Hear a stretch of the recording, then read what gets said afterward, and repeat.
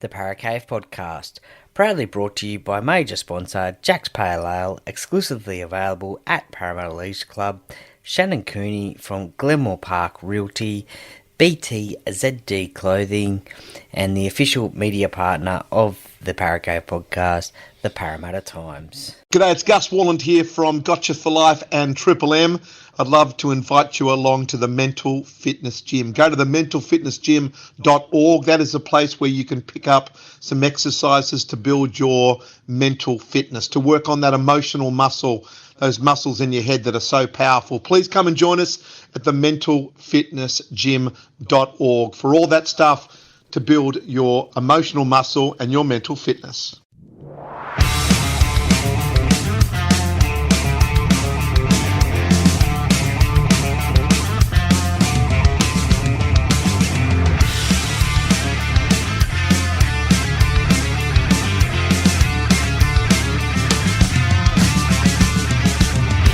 Welcome to another episode of the Paracave Podcast. And now over to your host, Troy Warner, broadcasting live from the world-famous Paracave.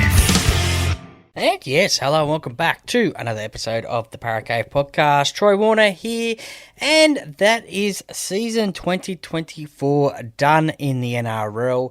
And congratulations to the Penrith Panthers, who have now won 4 premierships in a row. The first time in 58 years a team has gone 4 premierships in a row. That was from their 5th grand final in a row, starting back in 2020 against the opponents that they played on the weekend, the Melbourne Storm, who beat them on that occasion.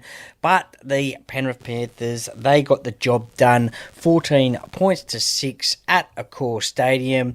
What a fantastic effort that is. There was 80,000 odd there to see that. Wasn't quite a sellout, but 80,000 there nevertheless. Now, what a game it was. It started off nice and fast and hard. There was a lot of play in the ball was in play for a long time, especially in that first half. And there was like 90% of the ball, something ridiculous like that, was in play. The ball was in play, so it was a very fast game. The players, they couldn't take a breather here and there. They couldn't, because the game was just going that fast. 34% of the game was in Penrith territory in that first half. And Melbourne, that's only the possession that Melbourne had in Penrith territory in that first half. So, look, Harry Grant, he scored the first try out from dummy half after a good run. I think it was Eli Katoa, I think it might have been, who had a great game for the Melbourne Storm in a losing side, I must say.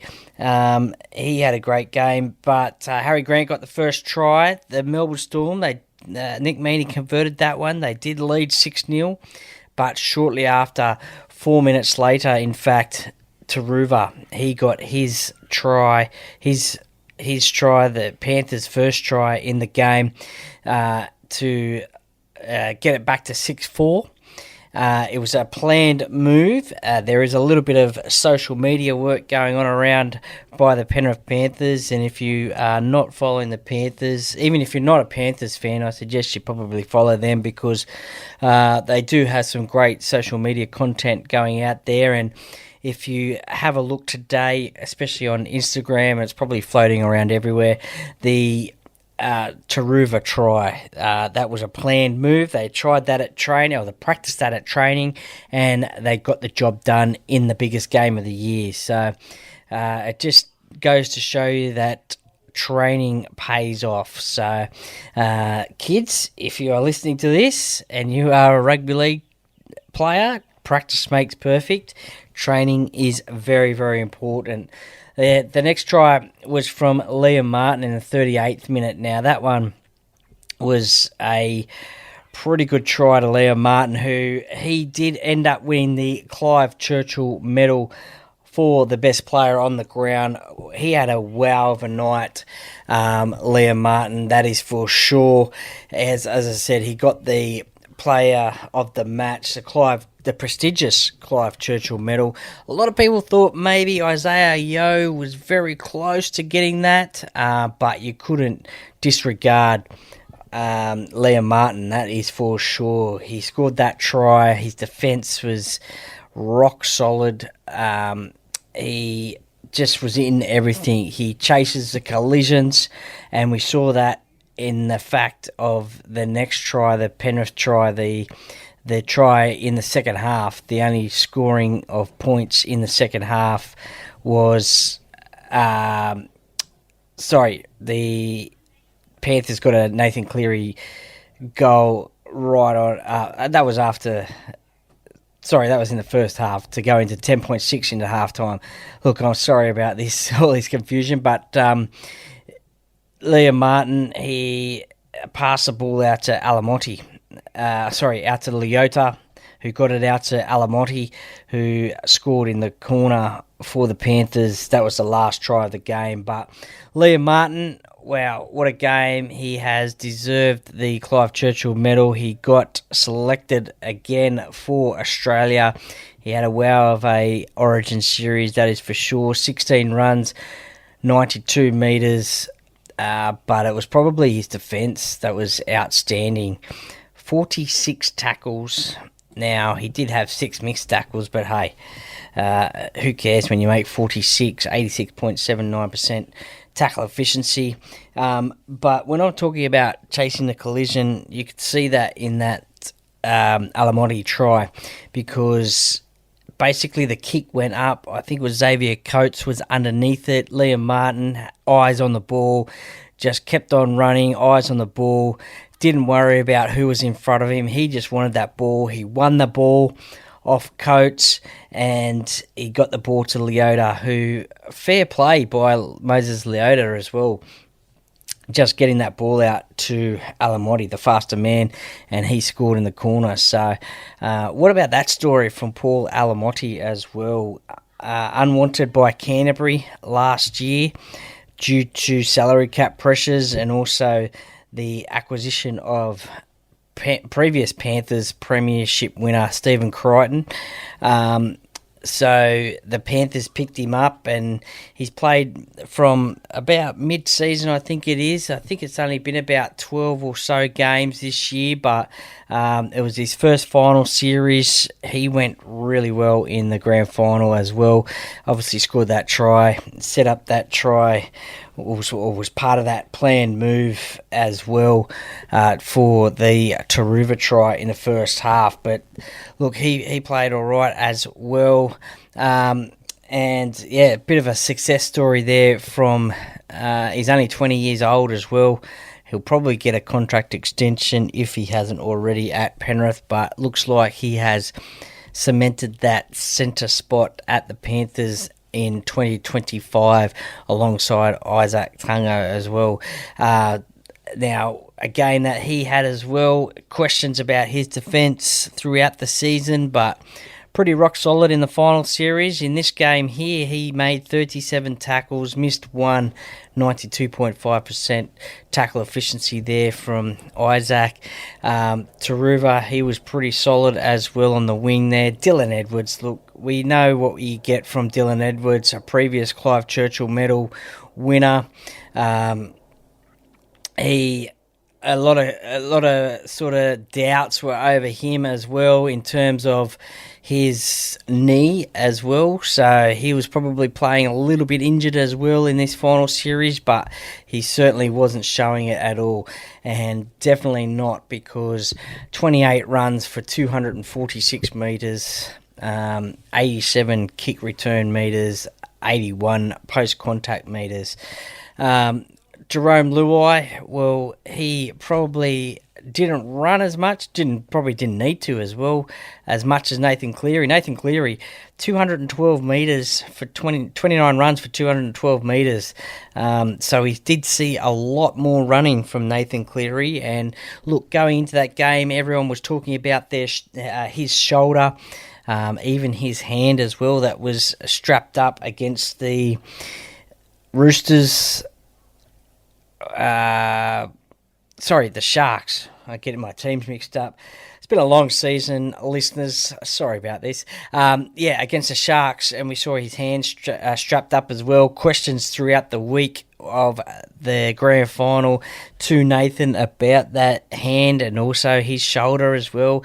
He kept on telling us it was fine, it was sweet, it was amazing. I think at one point he did say it was.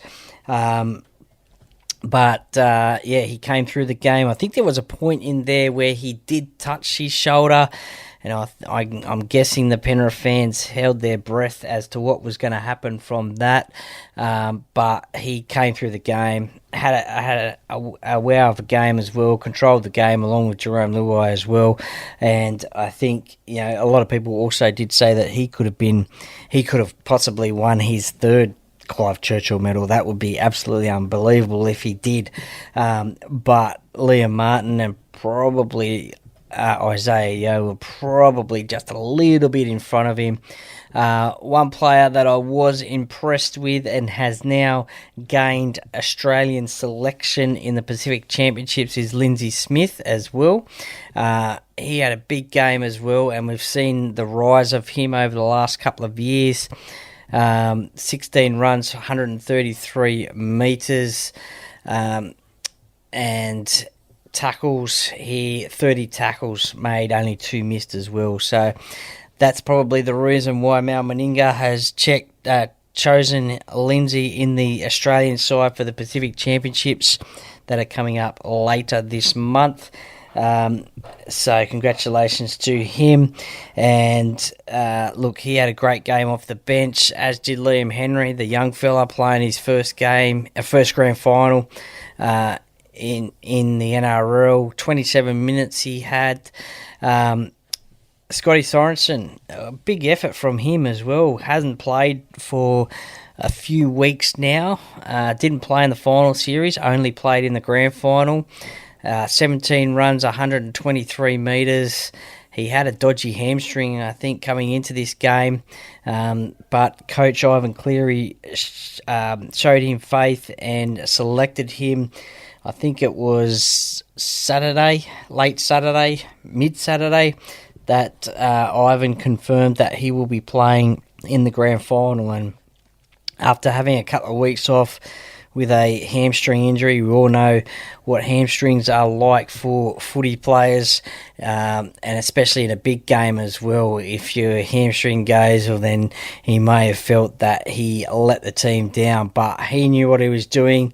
31 tackles as well, only 1 miss. So he has got selection in the New Zealand side for the Pacific Championships as well. That man, Isaiah Yeo, congratulations to him. He has been announced as the Australian captain. 46 tackles. It's a pretty fair effort from Isaiah, only 4 missed, and he ran for 233 metres as well, so that's a wow of an effort there.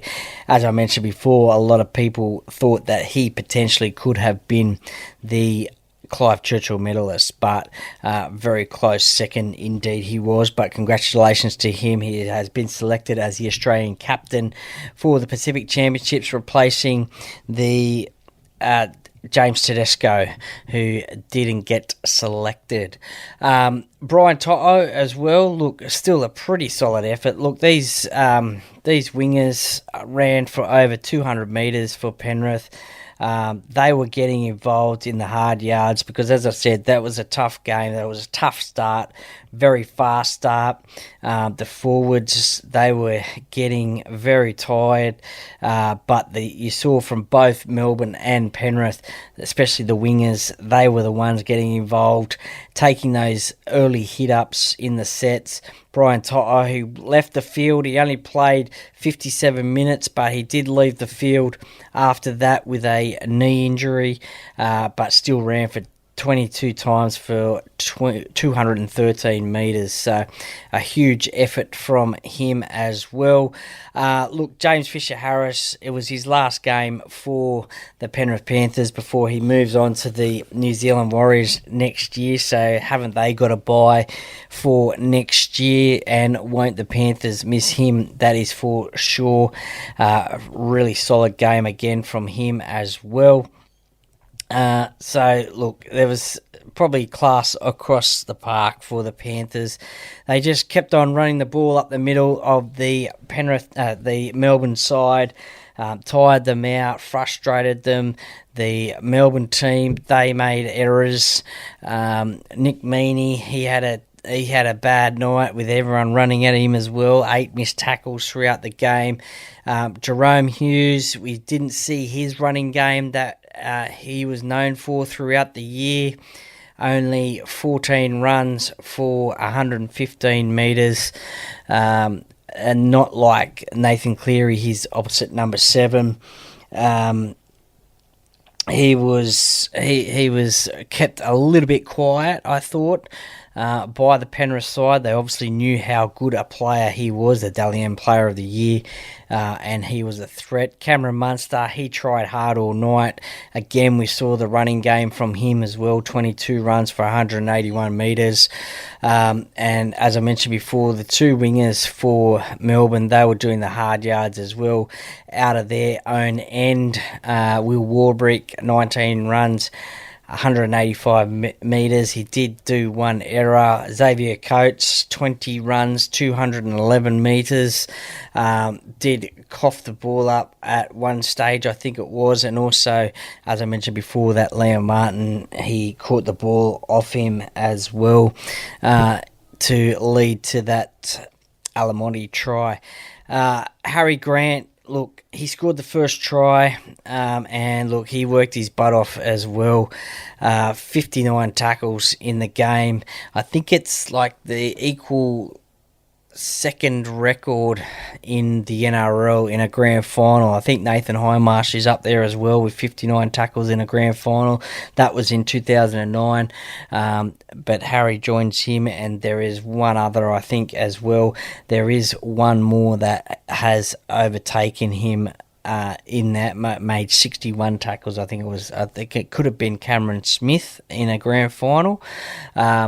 But his opposite number on the Penrith side, Mitch Kenny, not too far behind him, 53. And there was a time there where he did tackle someone, and his defence, he just hit so hard and dislodged the ball, and it was a crucial stage in the game. So Mitch Kenny, he's probably one of those players that probably, look, he's a 2-time premiership winner, 3-time I think it is, actually, a 3-time premiership winner, and he is probably one of those players who doesn't get talked about for representative football, but I reckon if you did pick him for New South Wales or Australia, I guess he would never let you down. He'd be one of those players that would soak it up. He's got that finals experience. He comes from the Panthers, so I think he would not look out of place in a representative jersey.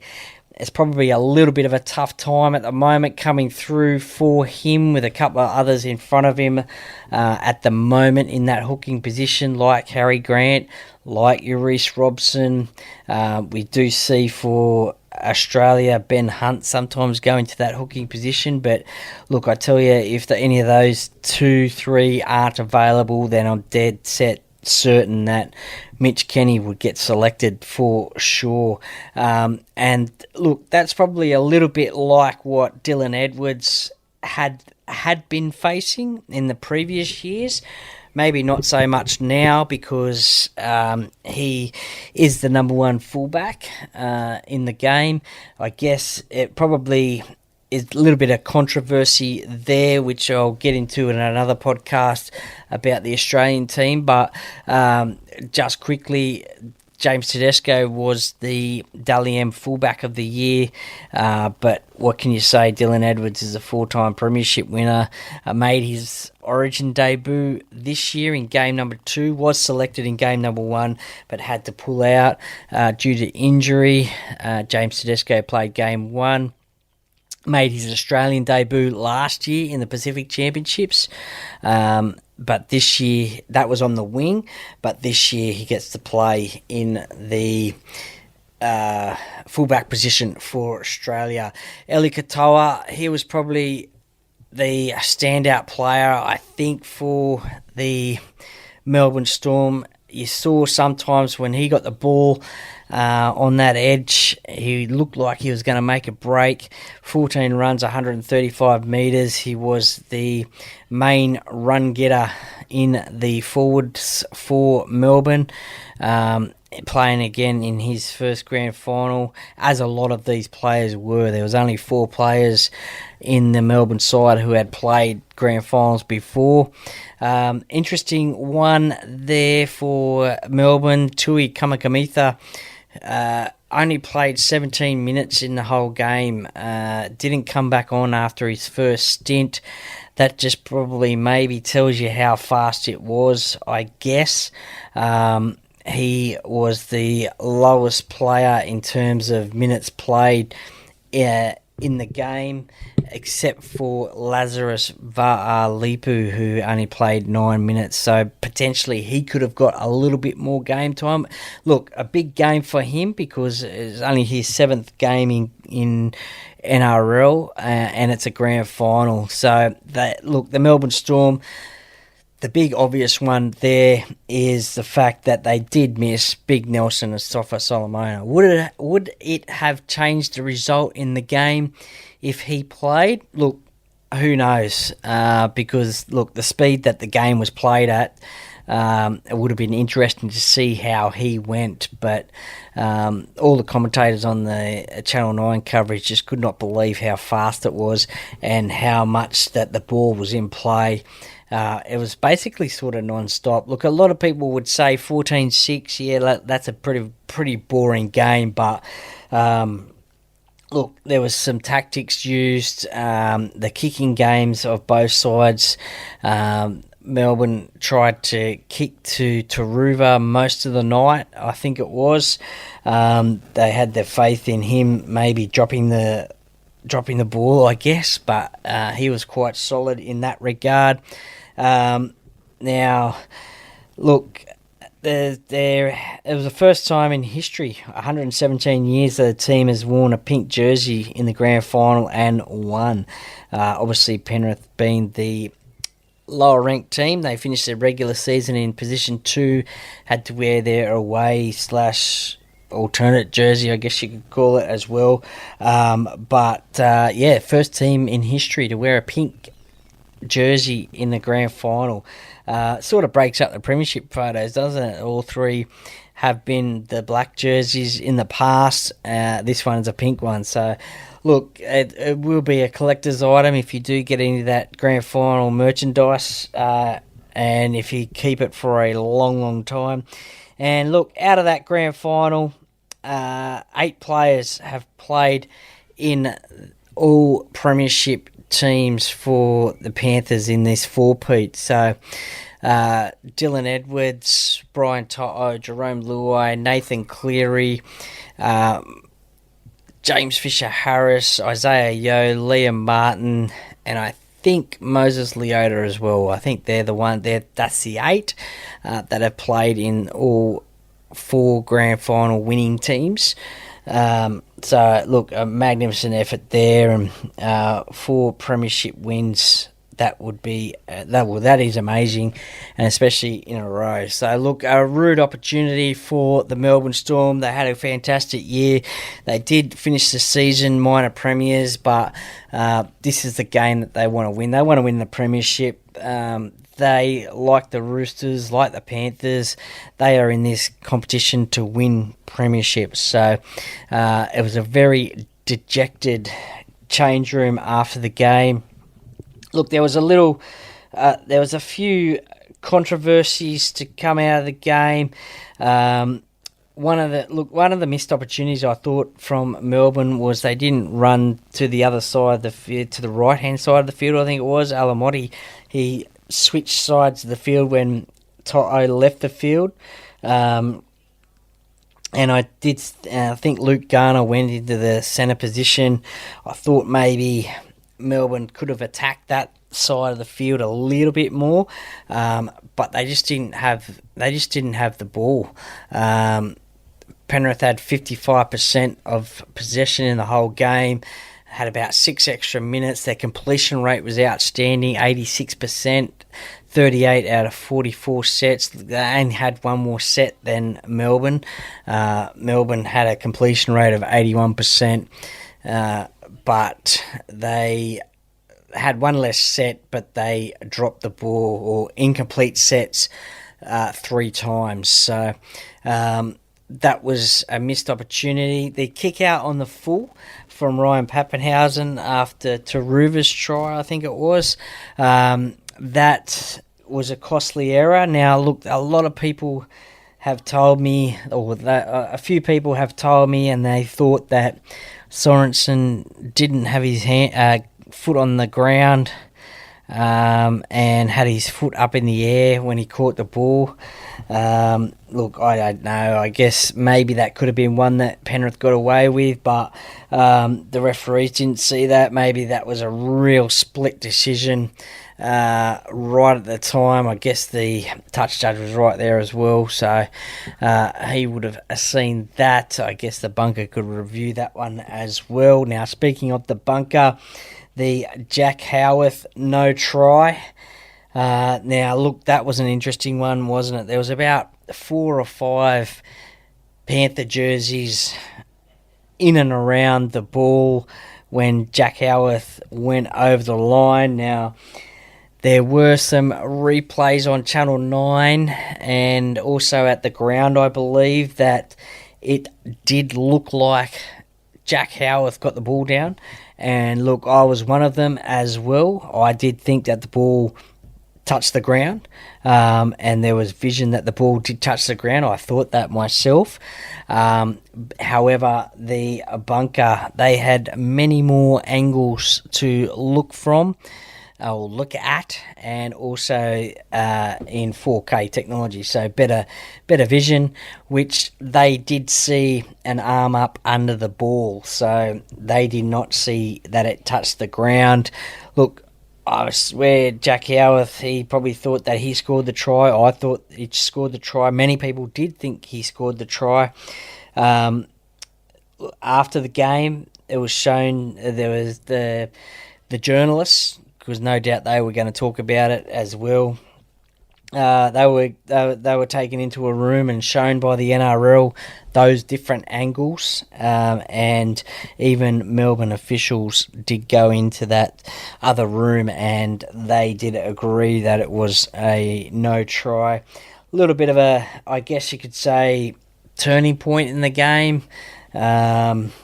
Melbourne were playing probably a little bit better at that stage. They had a few more opportunities but just couldn't capitalise.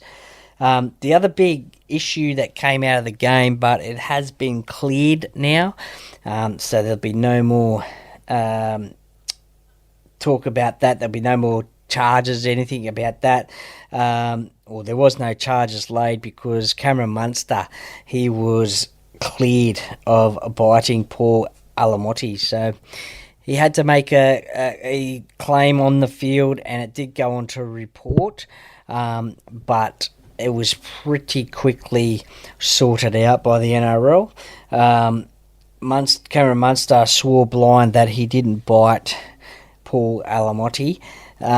Look, for me, it looked like Alamotti maybe jammed his arm into Munster's face a little bit, and whether he did bite him or not, look, he's been cleared, so that's all I need. He's been cleared. Munster said that he didn't bite him. He's been cleared, so that's it. There's no point in talking about it anymore, is it? But it certainly was an interesting thing on that one. But look, we never like to see biting in the game. We did see it a little bit there. Well, we did see it this year with the Kyle Flanagan bite on Stephen Crichton. So look, we don't like to see that.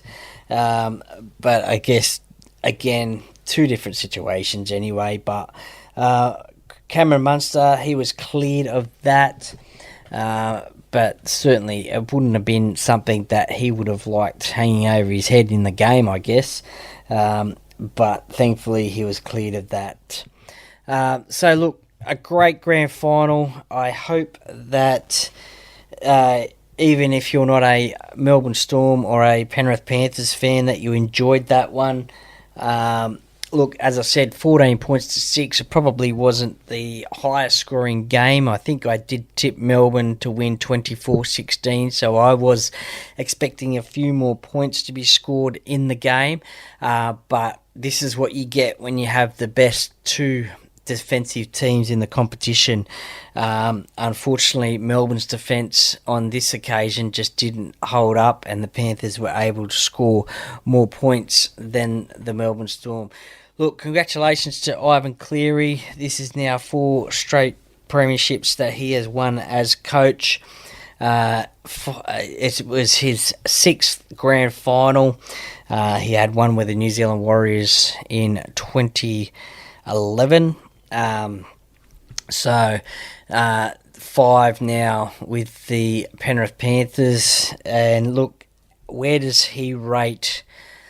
Let me know what your thoughts are. Where does he rate as a coach in history of rugby league, I guess you could say, not just the NRL, but rugby league?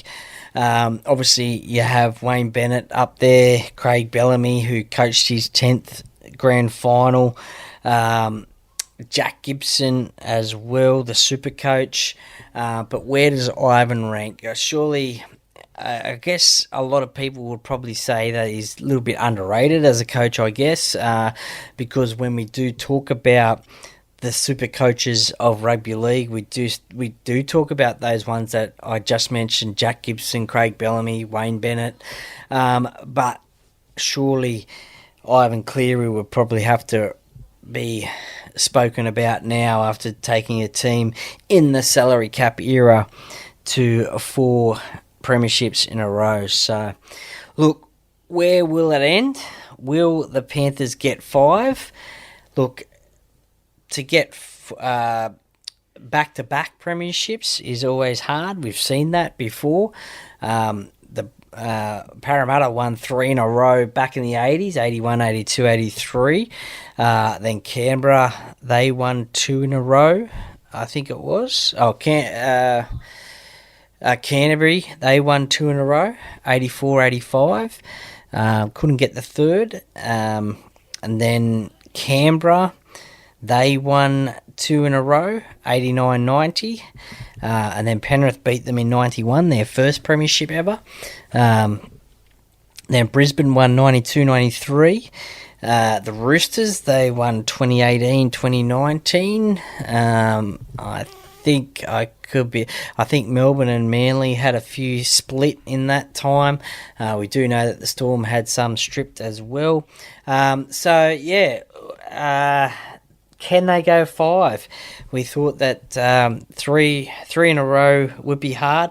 We thought 4 in a row would be hard. They are losing players this season, at the end of this season, I should say, when their contracts run out in about a month's time at their current clubs.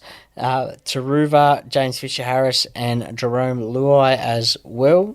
But we have seen throughout the previous 3 years the Panthers lose players over those years. Api Coruscant, Viliami Kikia, Matt Burton, they spring to mind.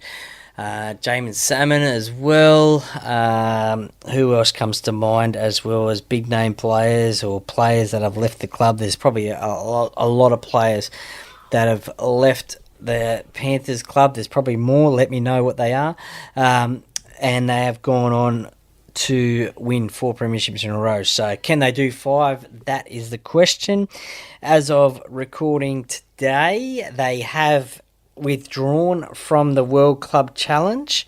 Now, I haven't seen any articles about why they have done that, but I do see that it is amid fears of burnout, player burnout. So this next season, round 1, the Panthers are playing in Las Vegas. A lot of their key players are playing in the Pacific Championships. I think 4 for Australia. There's a couple playing for New Zealand as well, and a couple for the island nations as well, I think. So player burnout there, trial games as well, and then having to play in round 1 over in Las Vegas as well. So they're pulled out of the World Club Challenge. Let me know about your thoughts on that one. My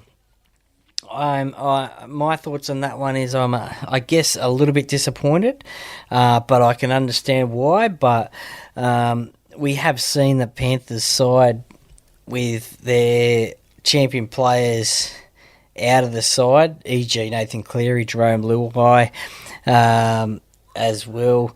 They're players that step into this team, step it up, and it looks like they never have lost. That looks like they have always played in that side. So a bit of an interesting one there from the Panthers, but look, I guess it could be understandable. But I guess for me, that's the one thing they haven't won yet. The World Club Challenge, we saw them go down to Wigan at the start of this year. But I guess the big factor, is the Las Vegas round 1. I potentially think that if they did not play in round 1 in Las Vegas, they would probably play in the World Club Challenge. But nevertheless, I don't know what the NRL is going to do about that one. Do they let the Melbourne Storm play in the World Club Challenge, or is it just now null and void? Does nobody play in the World Club Challenge? The English teams will be disappointed about that, no doubt, because they have a pretty good record against the Australian teams. And the Super League Grand Final is this weekend, I think, Hull KR versus Wigan. So those two clubs will be disappointed, especially if they win, I guess. They'll be wondering who they are going to play. But that's a discussion for another day. But look, congratulations to the Panthers. Well done. Congratulations to the Storm in making the grand final. You could see the disappointment on their face after losing. They may take this one and use it as motivation for next season in 2025. That is the grand final review from myself. I hope you enjoyed that one. Any questions or anything, please forward them on to me on social media. I'm happy to answer them for you indeed. Stay tuned. I will also do a NRLW Grand Final review as well. Thank you very much for listening. If you enjoyed this one, please give it a 5-star rating and review and share it with your family and friends. And thank you for the support of the Paracave podcast. Hello, Paracave podcast listeners. My name is Shannon Cooney from Glenmore Park Realty and long-term sponsor of the Paracave podcast. If you're looking to sell your property or buy, or just curious to know what your property is worth in today's market, give me a call today on 0421 588 445.